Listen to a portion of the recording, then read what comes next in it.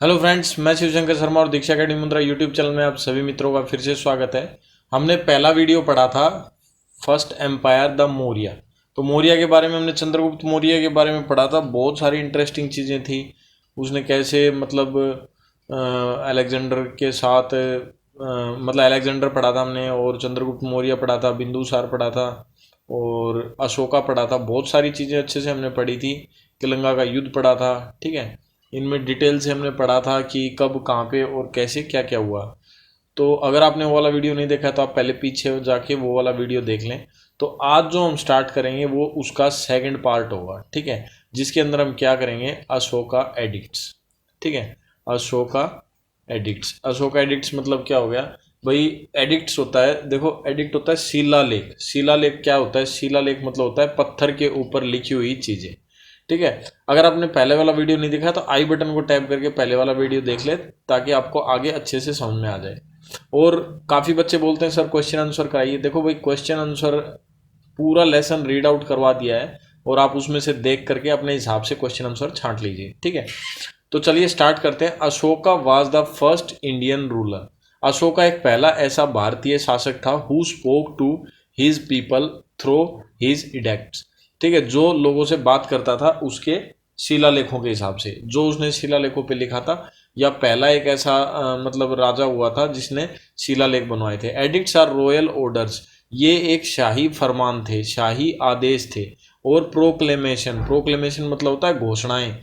ठीक है, सामूहिक घोषणाएं थी, मतलब देश के प्रति। Ashoka addict were inscribed on stone pillars. तो अशोका के जो शिलालेख थे, यानी अशोका ने जो पत्थरों पे लिखवाया हुआ था, वो लोहे पत्थर के पिलर्स थे, रोक थे, पत्थर थे। बोल्डर्स, देखो बोल्डर्स एक नया शब्द है, इसका नाम भी पत्थर ही होता है। ये एक अलग तरह का पत्थर होता है। ठीक है, जो लंबे समय तक चल जाए, जल्दी खराब ना हो, उसको बोलते हैं। ठीक है, एंड केव्स, केव्स माने होता है गुफाएं। तो इन सभी जगहों पे उन्होंने अपने शिलालेख लिखवाए थे। Most of our information about Ashoka's, बोल रहे हैं ज़्यादातर हमारी जो इन्फॉर्मेशन है किसके बारे में, Ashoka's, come from his edicts, वो उनके शिलालेखों से जानी जाती है। ठीक है, in these edicts Ashoka is referred to a Piyadasi. Piyadasi हमने पहले वाले वीडियो में भी बताया था। पियादासी मतलब होता है जो भगवान का प्रिय हो गया, या भगवान की शरण में जाने के बाद भगवान की तरह दिखने वाला, या भगवान से आशीर्वाद प्राप्त व्यक्ति। ब्लेस्ड बाय द गॉड्स, देखो ये लिखा हुआ। And Ashoka refer to his people as his childrens, और अशोका मानता था उनके लोगों को कि वो उसके बच्चे हैं। किसके? भगवान के बच्चे हैं। यानी अशोका ऐसा मानता था कि भाई जो जो भी सारे ये आदमी हैं, ये सारे किसके बच्चे हैं? भगवान के बच्चे हैं। यानी हम सभी किसके बच्चे हैं? भगवान के बच्चे। ठीक है, तो बोल रहा है एडिक्ट्स। अब ये एडिक्ट्स तो थे, हम समझ गए शिलालेख, यानी पत्थरों पे कुछ लिखा हुआ। लेकिन इनमें है क्या? तो इनमें मोटा मोटा इन्होंने जो बताया वो है, the edict contain orders and message about Ashoka's Dhamma. Dhamma हमने बताया था, यानी धर्म। धर्म मतलब जो धारण किया जाए, समझ गए? मतलब ऐसी चीज़ें जो हम अपने नेचर के अंदर उतार लें। समझ लो जैसे आपने सुबह 4 बजे उठ के पढ़ना शुरू कर दिया, और आपको आदत हो गई सुबह 4 बजे उठ के पढ़ने की, तो ये आपका धर्म हो गया, यानी आपने धारण कर लिया इसको। समझ गए? तो इस तरह से एडिक्ट्स होते थे अशोका के। तो ये धम्मा जो था उस टाइम पे, अशोक का जो धर्म को पालन करता था उसको धम्मा कहा जाता था। His effort to spread Buddhism, उनकी जो कोशिशें थी फैलाने की, क्या? बौद्ध धर्म को। एंड द वालफेयर मेजर्स, और जो वालफेयर्स, वालफेयर्स मतलब जो वो चाहते थे कि भाई लोगों को कैसे उसके बारे में हम बताएं। किसके बारे में? इन सभी चीज़ों के बारे में। किन सभी चीज़ों के बारे में? कि भाई हम भगवान के शिष्य हैं। देखो इनको कुछ हासिल हुआ, मतलब एक तरह का वैराग हो गया युद्ध करने के बाद, और फिर ये बदल गए पूरी तरह से, एक दूसरे ही तरह के आदमी हो गए। देखो बच्चों, हम सभी जीवन में बहुत सारी गलतियां करते हैं, और हम उन गलतियों से सीख करके और सोचते हैं कि आगे ये गलतियां दोबारा ना करेंगे, लेकिन फिर भी कई बार गलतियां हो जाती हैं। तो ऐसे ही अशोका से वो युद्ध की गलती हुई, कौन सी? किलंगा युद्ध वाली। ठीक है, कलिंगा का जो युद्ध था, उस युद्ध के बाद अशोका जो है पूरी तरीके से बदल गए थे, वो एक अलग ही आदमी हो गए थे। ठीक है, he undertook for his peoples, his edicts are found throughout India. इनके जो शिलालेख हैं वो पूरे भारत में जगह जगह फैले हुए हैं। और in a part of present day Pakistan, और कुछ पाकिस्तान में आज के दिन कुछ पाकिस्तान के अंदर भी इनके शिलालेख हैं। दे आर रिटन इन, अब ये कौन कौन सी भाषाओं में लिखे गए थे? ब्राह्मी, ठीक है, खरोष्टी, ग्रीक, अरेमिक और स्क्रिप्ट्स, इन भाषाओं में ये इनके जो शिलालेख थे वो लिखे गए थे। देखो ये एक पत्थर दिखा रखा है जो दिल्ली में है, ठीक है, इसके ऊपर इसको अशोका का मतलब वो पिलर कहा जाता है, और ये बहुत ही मतलब काफ़ी पुराना है, और इसको कुछ भी मतलब थोड़ी सी भी खराबी नहीं आई है इसके अंदर, ठीक है।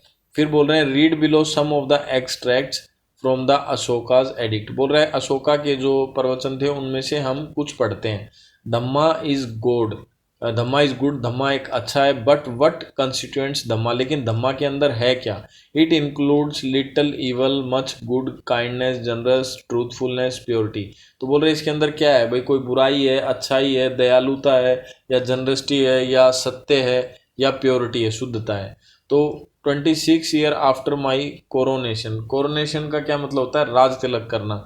ये बोल रहे हैं कि 21 साल बाद, उनके राज तिलक के 21 साल बाद, various animal were declared to the protected, parrot, myna, tortoise, porcupines, squirrels, deer, bull, wild asses, wild pigeons, domestic pigeons and all four footed creatures that are neither useful nor edible. मतलब ये बोल रहे हैं इन जितने भी जानवरों के इन्होंने नाम बताए हैं, ये बोल रहे हैं कि ना ही ये यूजफुल है और ना ही ये खाने योग्य हैं। हेयर इन माई डोमेन, अगर मैं मेरे हिसाब से सोचूं, no living beings are to be slaughter, slaughter मतलब क्या होता है? बलि, तो इनकी बलि नहीं देनी चाहिए, और ऑफर्ड इन सेक्रिफाई, ठीक है, मतलब किसी चीज़ के बलिदान के लिए इनकी बलि नहीं देनी चाहिए। Along road I have had banyan trees planted so that they can give shade to animals and man, and I have had mango grove planted। और इन्होंने कहा कि हमने जब बहुत सारे पेड़ लगाए हैं जो आदमी को भी और जानवरों को भी क्या देंगे? छाया देंगे, और उन्हें जीने के लिए सहायक होंगे। तो देखो भाई ये तो बहुत ही अच्छी बात थी। फिर बोल रहे हैं ये यहाँ तक तो हो गया उनके जो मतलब उनकी शिक्षा थी ना अशोका जी की, उन शिक्षाओं के बारे में। और शिक्षा के बाद फिर आता है मौर्य एडमिनिस्ट्रेशन, यानी मौर्यों का एडमिनिस्ट्रेशन। एडमिनिस्ट्रेशन का क्या मतलब हो गया? मतलब जो देखो, अगर आप आज के समय से कंपेयर करो एडमिनिस्ट्रेशन को, तो मोदी और मोदी जी का जो भी मंत्रिमंडल है, यानी सरकार का जो भी काम, ठीक है, बिल्कुल नीचे लेवल से लेकर, ठीक है, ग्राम पंचायत से लेकर के, ग्राम पंचायत में भी देखो ऊपर से पैसे आते हैं और फिर वो काम करता है, तो ग्राम पंचायत भी एडमिनिस्ट्रेशन का एक हिस्सा है। तो पंचायत से लेकर और प्रधानमंत्री जी तक सारा एडमिनिस्ट्रेशन का हिस्सा है, मोदी जी से लेकर के और अपने गांव के सरपंच तक, ये सारा क्या है? एडमिनिस्ट्रेशन का हिस्सा, यानी देश को कैसे चलाना है और लोगों को कैसे संभालना है, वो सारा एडमिनिस्ट्रेशन में आ जाता है। तो मौर्यों के टाइम का एडमिनिस्ट्रेशन, उस टाइम में कैसे एडमिनिस्ट्रेशन था उसके बारे में बताया हुआ है। The Maurya administration was based on the guideline for good government laid down in Chanakya's अर्थशास्त्र।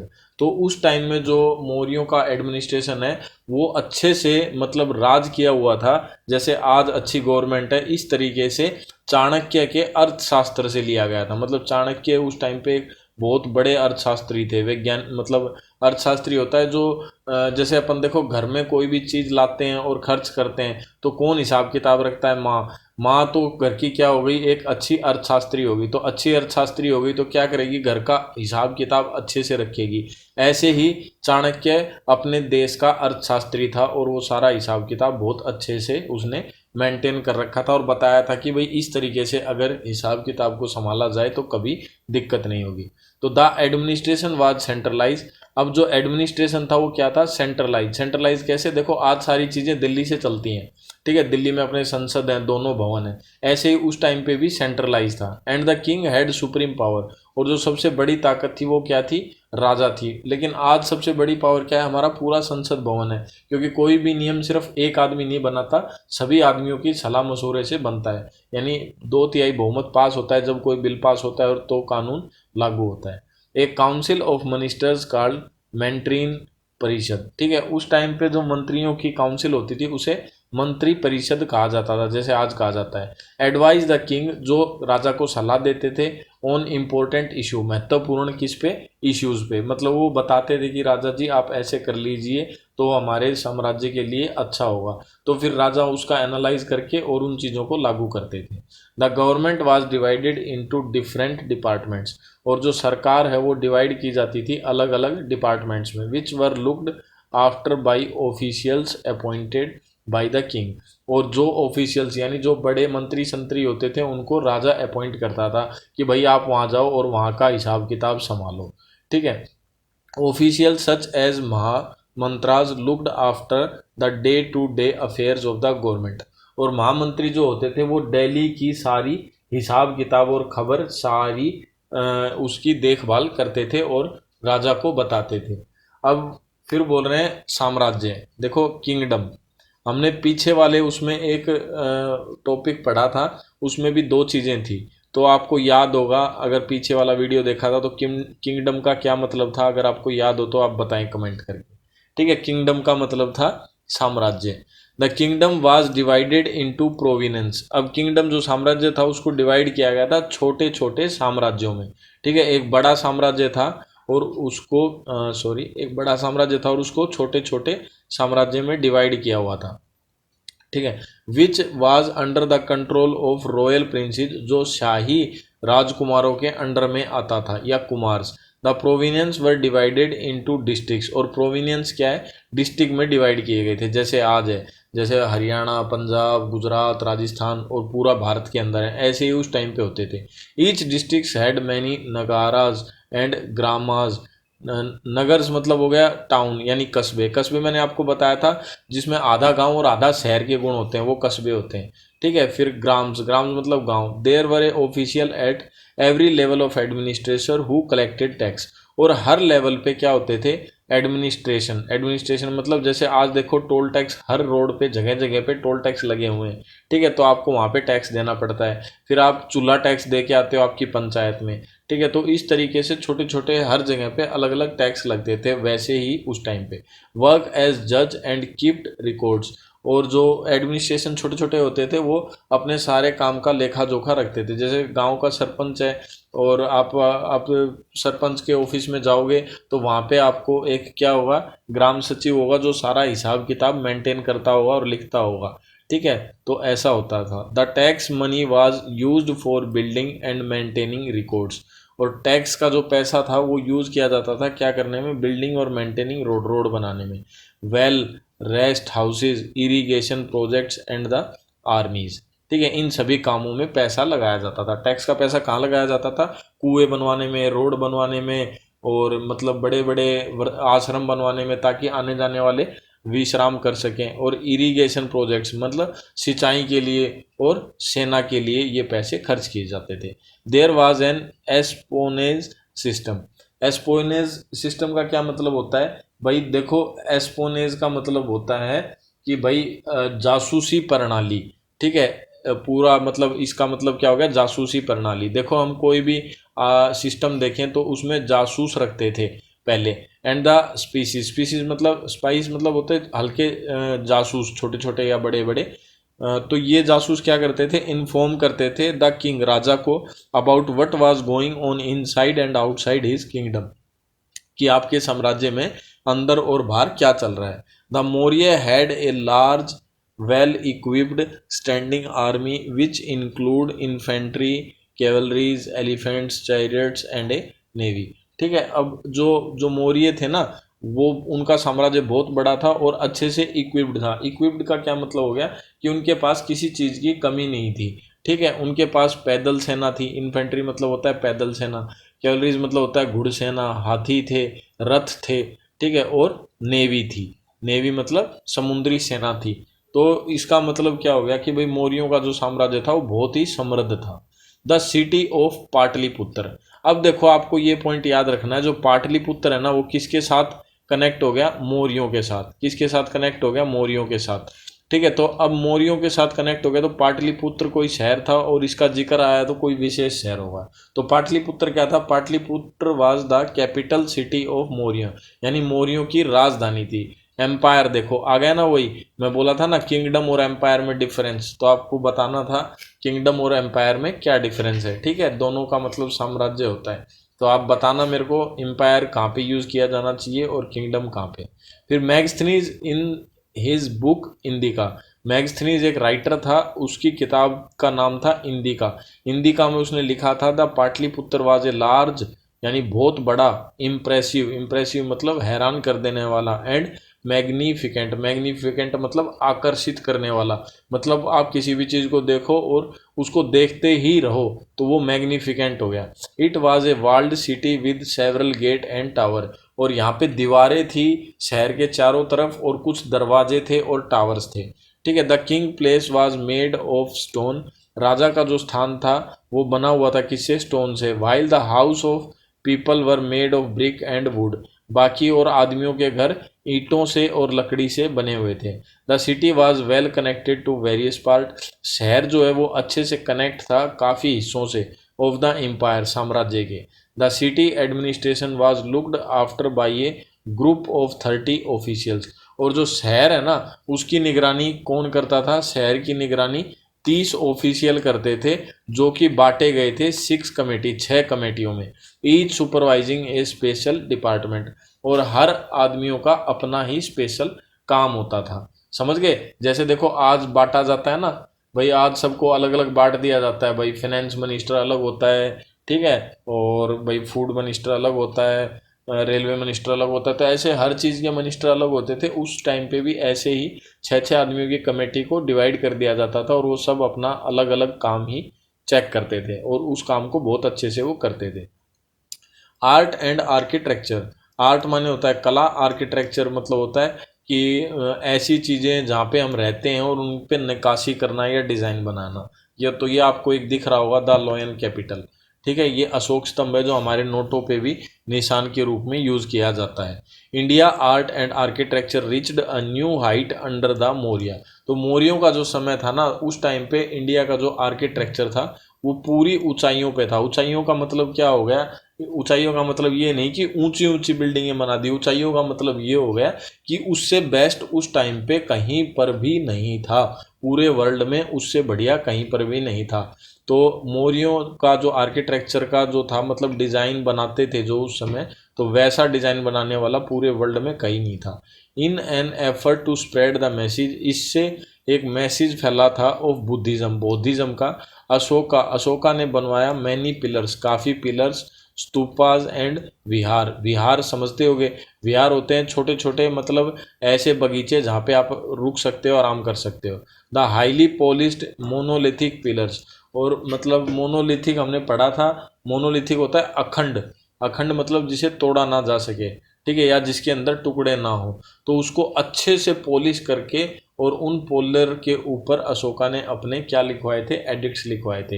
एडिक्ट्स मैंने आपको बताया था क्या होता है, शिलालेख, शिला मतलब पत्थर के ऊपर लिखी जाने वाली चीज। And marvelled, marvelled at even by modern craft peoples, और जैसे आज मॉडर्न क्राफ्ट पीपल यूज करते हैं उस तरीके से भी उन्होंने मार्बल्स के ऊपर भी खुदवाए हुए थे। The famous Ashoka pillar at Sarnath, ठीक है, जो सबसे प्रमुख अशोका पिलर है वो कहाँ है, Sarnath. Contain the lion capital which consist of 4 lions, ठीक है, जिसमें 4 शेर हैं, मैंने अभी नीचे दिखाया था आपको, और चारों शेर कमर लगा के एक दूसरे के साथ बैठे हुए हैं। 3 दिख रहे हैं सामने से और एक इनके पीछे की साइड में है, ठीक है, 4 शेर हैं। और फिर यहाँ पे नीचे देखो ये और ये भी कुछ जानवर हैं, और ये हमारा क्या है, अशोक चक्र, ठीक है, जिसे हम जिसमें 24 तिलियाँ होती हैं, जिसे हम पढ़ते हैं और बार बार समझते हैं। Back to back and sporting the wheel of Dharma known as the Ashoka Chakra, ठीक है, और ये शेर तो जो है कमर लगा के बैठे हुए हैं और एक अशोक चक्र है, ठीक है। एन एलिफेंट, एक हाथी है, एक घोड़ा है, एक बुल है और एक शेर है, are found on the abacus of the capital, और जो ये पाए जाते हैं ये मतलब जो कैपिटल के अंदर जो चक्कर था उसके अंदर ये पाए जाते हैं। The lion capital has been adopted, और जो शेरों की जो वो है कैपिटल है उसको स्वीकार किया है as the national emblem of India, मतलब भारत के क्या, राष्ट्रीय चिन्ह के रूप में। द अशोक चक्कर is also found on the Indian flag, और अशोक जो चक्कर है, अशोक चक्कर वो भारत के झंडे में जो यूज किया जाता है वो भी क्या है, अशोक चक्कर। तो Ashoka also constructed many stupas, Ashoka ने जो है काफ़ी स्तूपा बनाए एंड विहार्स बनाए थे।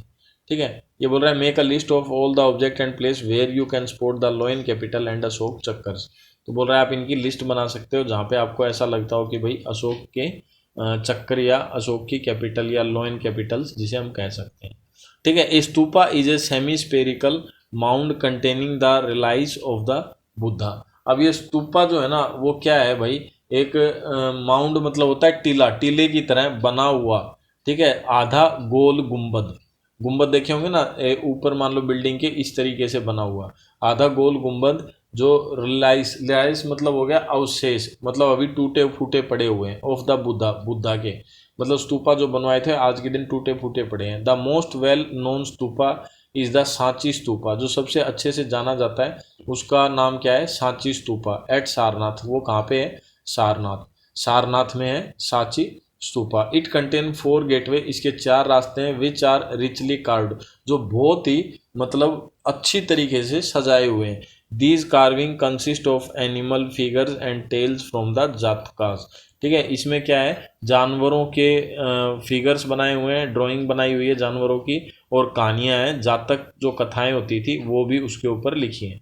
ए vihara is a Buddhist monasteries for monk. अब जो विहार है वो क्या होता था, वो बौद्ध धर्म को मानने वाले, मोनेस्ट्रीज का क्या मतलब होता है, जो मठों में रहते हैं लोग उनको, मतलब जो बौद्ध धर्म के लोग हैं वो मठों में रहते हैं। और मोंक्स एंड नन्स, मोंक और नन क्या होता है, भिक्षु और भिक्षुणी।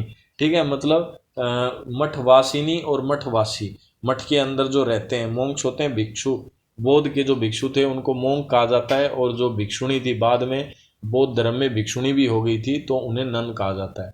The earliest were the rock cut caves made during the Maurya team, और पहाड़ों को रॉक पत्थरों को काट काट करके कई ये स्तूपास भी बनाए गए थे। The best known are the Barabar and नाइजूर हुंजा hills near Gaya in Bihar.